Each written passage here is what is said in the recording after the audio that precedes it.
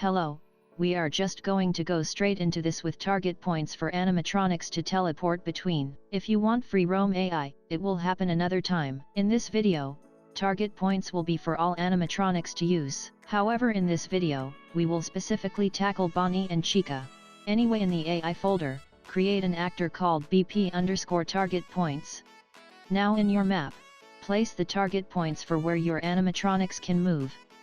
It is also important to add them to the door. This may take a bit of time. Now you can open up your animatronic class and add a variable. It will be named target points and the type will be BP_target point. I decided to rename this to current target point, and create another duplicate variable for target points. The target points variable will be an array type and also tick instance editable. We want to make another variable called door reference, which will reference the door they are at and check if it is open.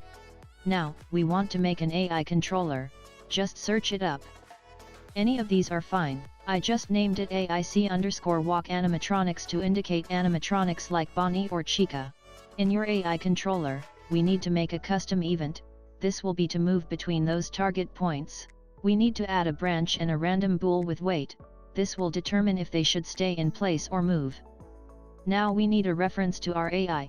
We can do this in the event begin play. Do a get controlled pawn. Now I was going to cast, but I might as well use interfaces. So go to your content browser, add a folder for interfaces, and in here, in the blueprints category, there is interface. This interface will be used for all animatronic data. Name it BI_animatronics. Once you open it up, it will look like an empty graph. To the right, you have functions. You can add a function that gets the animatronic target points, then add an output. Name it target points with the variable type BP target points and make sure to click on the array grid. Now you can go back to your master animatronic AI, and to add an interface, you would have to go to class settings, which is in the toolbar. There should be an interface category where you can add your interface. Once it's added, you can open the function and add the target points variable to it. Now in your event begin play, that get controlled pawn, you need to get that and put it after the branch. We can then get the target points function you created. We then want to get from the array. The index can be a promoted variable, an integer called current target point index.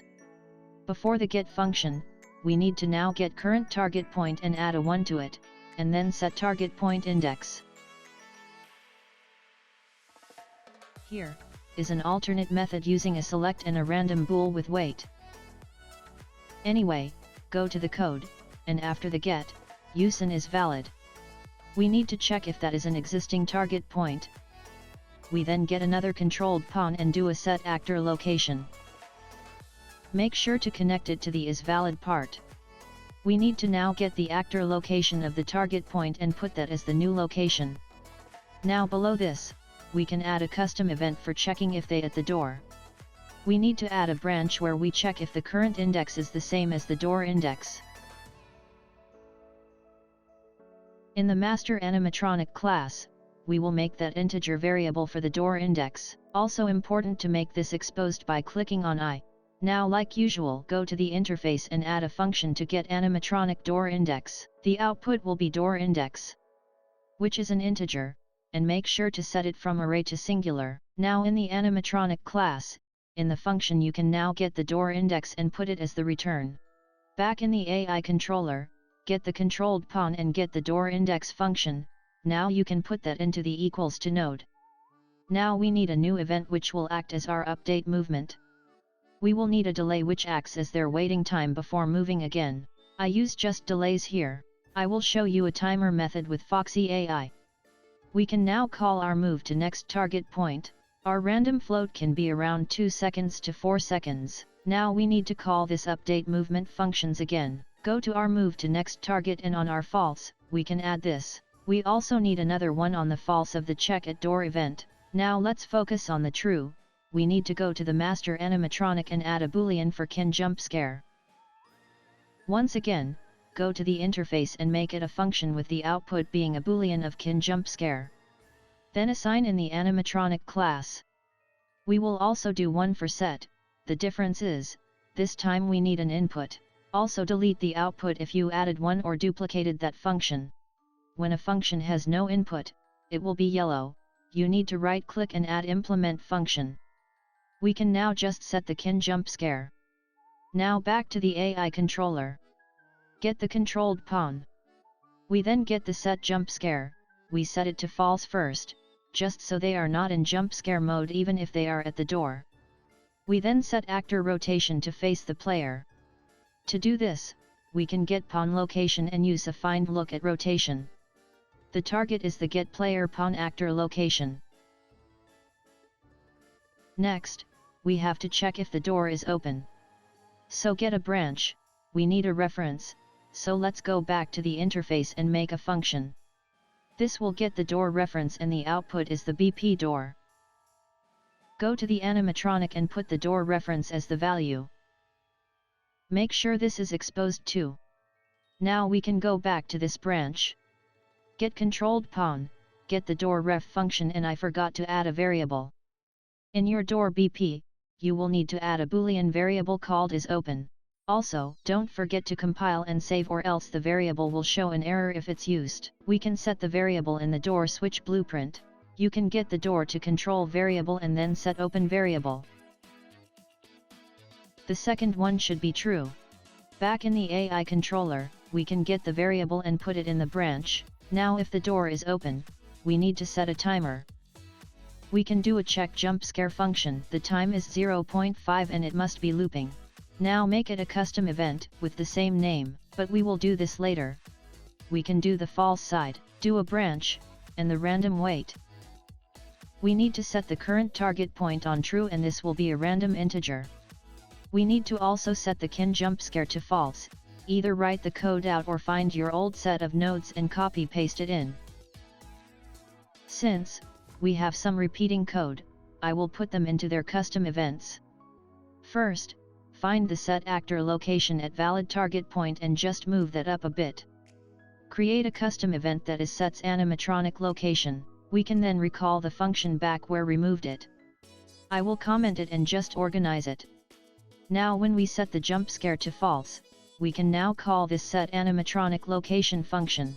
We also want to call update movement. This will move the animatronic back to the earlier target point and then tells them to update their movement again after. Back at the set actor location function, we do want to add in that check at door function that we created earlier.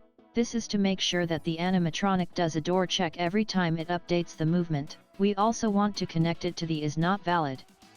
Now for the check kin jump scare event, we can copy the get door ref function and branch. On true, we need another branch.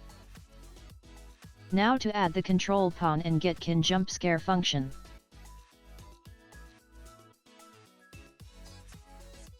On true, we can do a branch and a random bool. Choose your wait. It can take a lot of time and we may change this value depending on night number.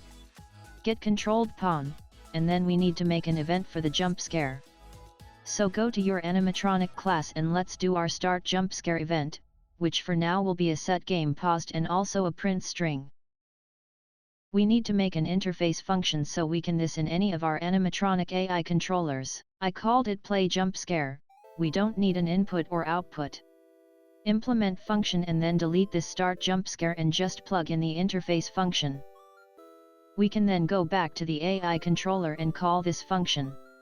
Now if our jump scare is not active, the false, they are waiting at the door.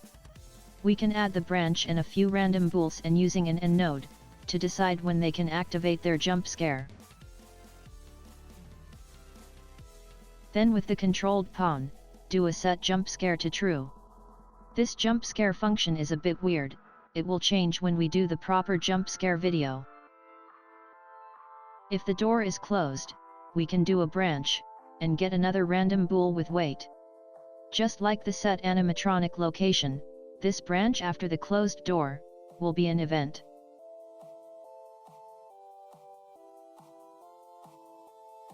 Closed door fallback. We can now call that function back. We need another one on the true. We can also get a clear timer by function name to stop the timer of checking for a jump scare.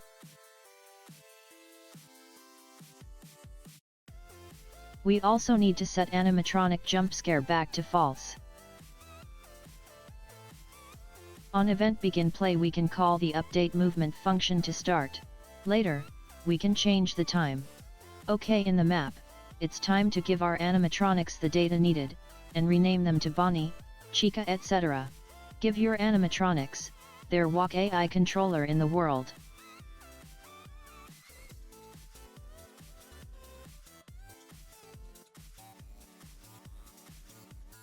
So first Bonnie, give them target points and then select them in order, in the map.